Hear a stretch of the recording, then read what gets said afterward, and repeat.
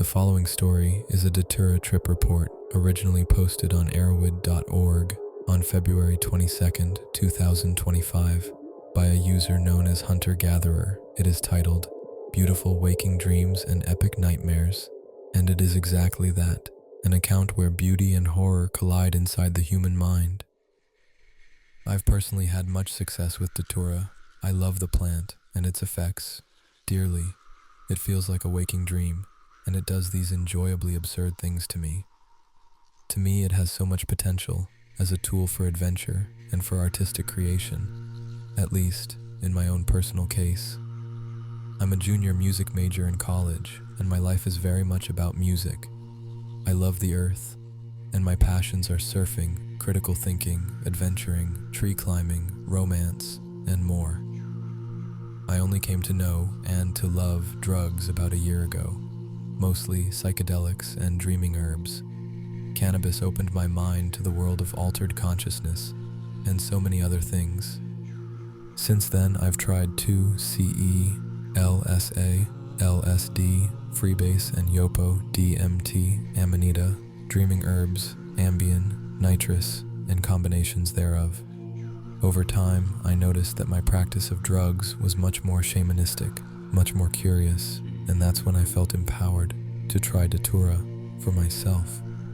I bought about 120 Datura Metal fastuosa seeds online, the triple purple variety. I had read that Metal contains a higher proportion of scopolamine than other species, which is considered good for recreational purposes. It was my first real experience with gardening, but I poured so much labor and time into them throughout the summer, and the reward? Some plants grew to over 6 feet tall in just a few months. They had tons of sun and water in rich, well-draining soil, and the flowers, they smelled beyond beautiful.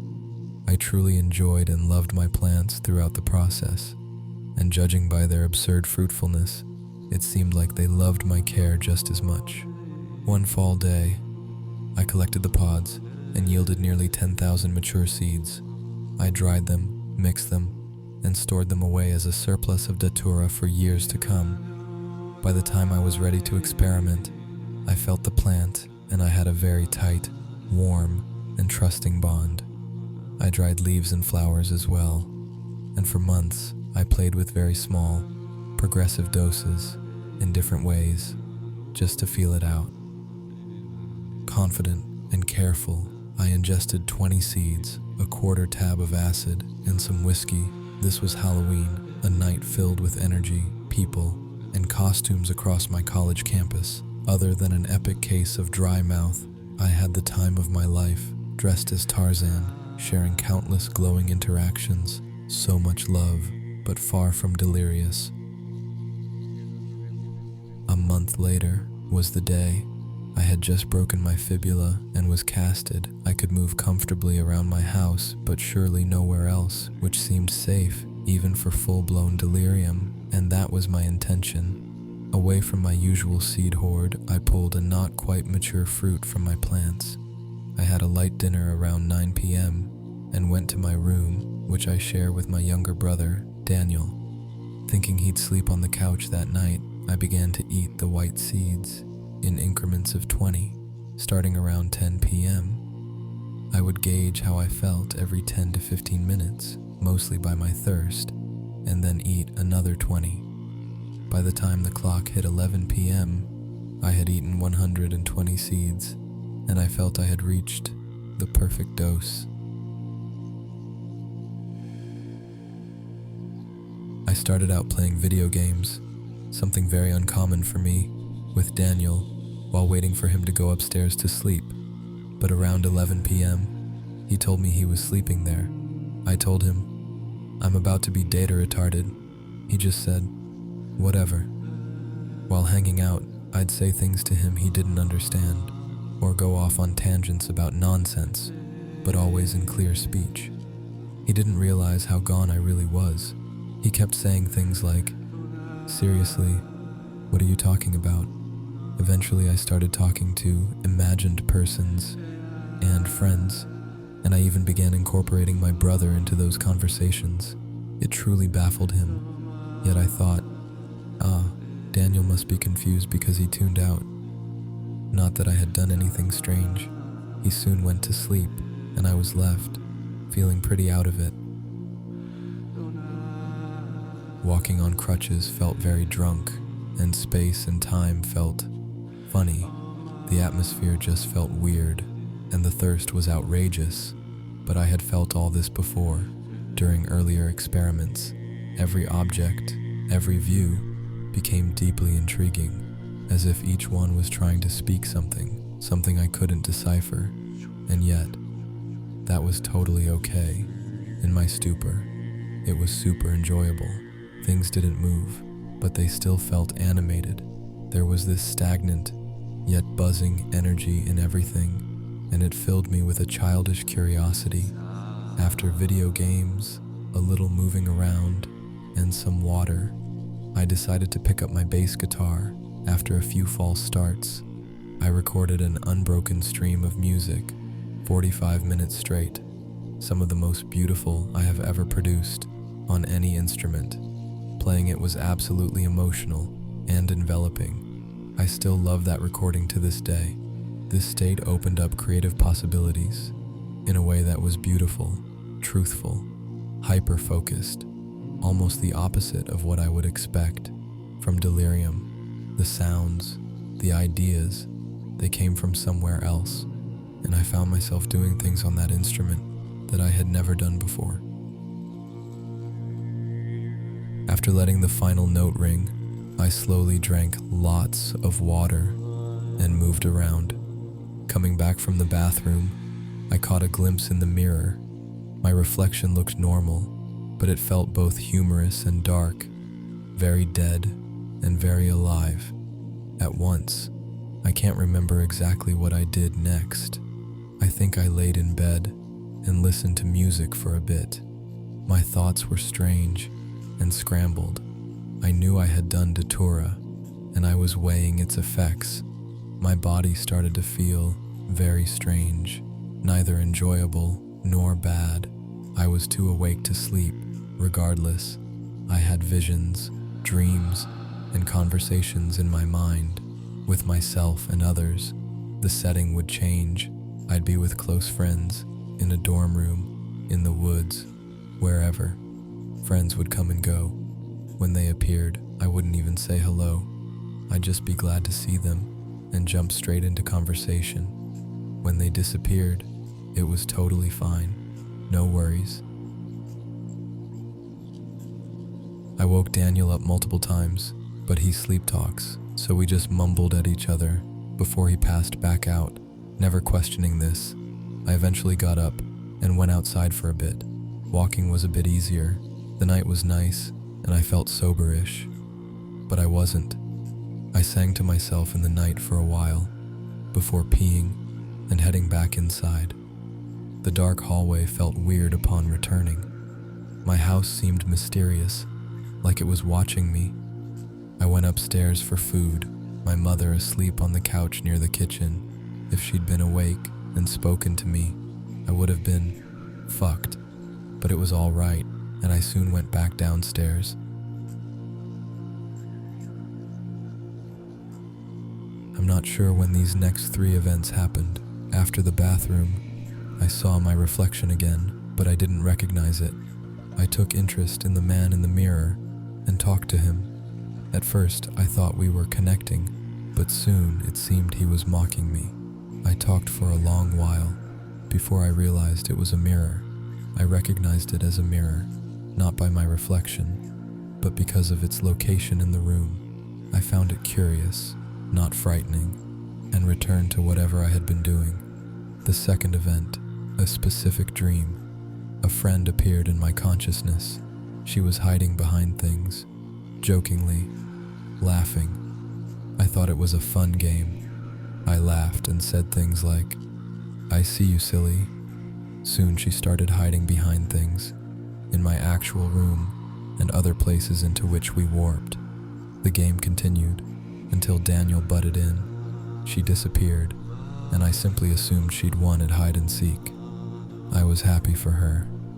The third event. I was on the floor, and my older brother Nathan was suddenly in Daniel's bed, trying to sleep there.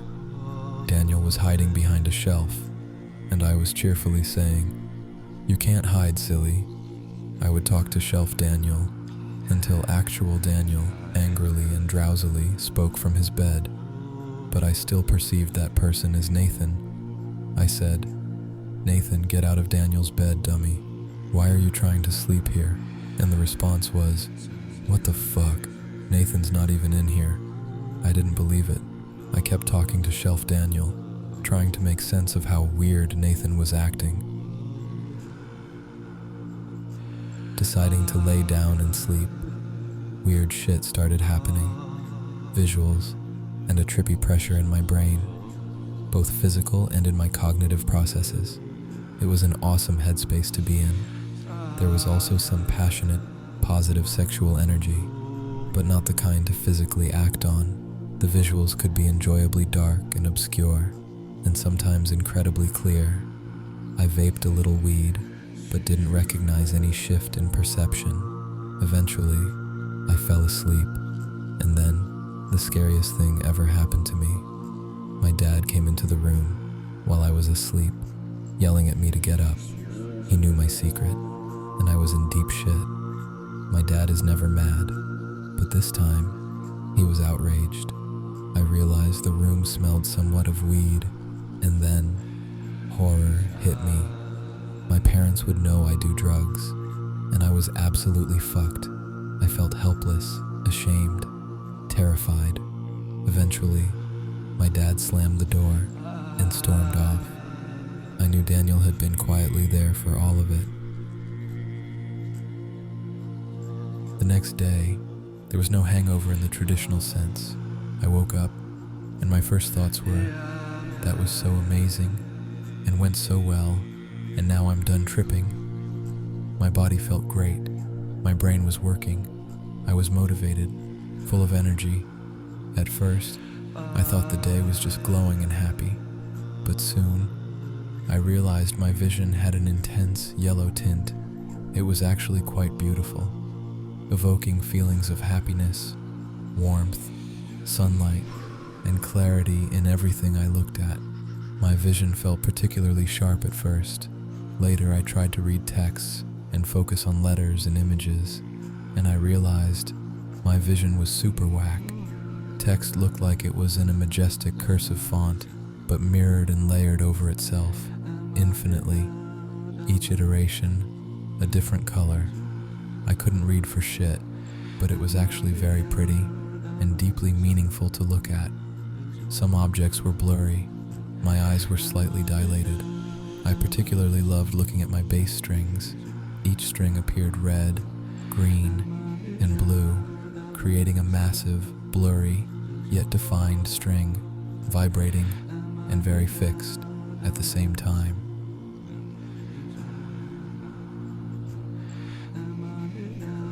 I had a conversation with Daniel at 11 a.m. I was worried it was super late, that I'd completely lost track of time.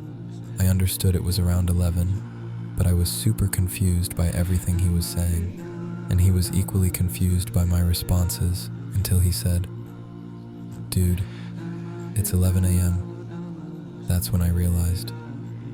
I was still tripping a bit. Soon after, I asked my dad if he'd come into my room and yelled at me last night. He said he hadn't. Later, I was doing some computer work on my floor when suddenly my mom came into the room. Her presence just glided through the door and into a pile of clothes in my room. Even though I never physically saw her, I followed her movements with my eyes and didn't question at all that it was her. I thought she was hiding, quietly, in the clothes pile, and I calmly said, "Hey Mom, I can see you. I'm kinda busy now, but I know you're there. I guess you can chill." She stayed for a while, and I talked to her intermittently until I realized she was never there. The realization that I had believed my adult mother was hiding quietly within a small pile of clothes on my floor kinda scared me. Damn, would I mildly trip all day? But that was the last of the weirdness.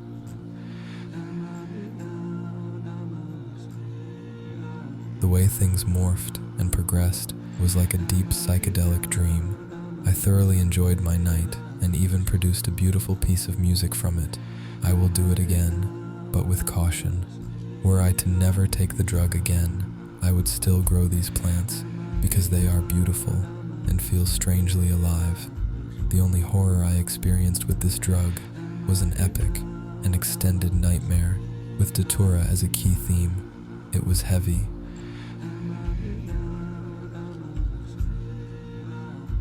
A few normal weeks later, I arrived home for winter break. Just today, I finished writing a paper, submitted it at 3 p.m., and napped, completely sober, at 4 p.m. I had the most extended and hellish nightmare of my life. I woke up at 7 p.m., still trapped in terror. I can't fully capture or explain how weird, amorphous, alien, and dreamy the whole thing was. Feelings of space, time, and self were so cloudy and just fucked throughout. I survived, but I was shaken. Even the sober portion of reality convinced me I was still in perdition. Why did this happen? Would it happen again? I've done drugs and dreams before, but they're always just weird, fun, and trippy, never accurate to real-life effects. But so many parts of this dream felt like my Datura experience, especially the vision. But evil. I am still wondering, is there residual Datura in my brain? Is it out, and my brain just knows the pathways of it more clearly than any real drug I take, in both dreams and reality? Or is it still chemically there, fucking with me?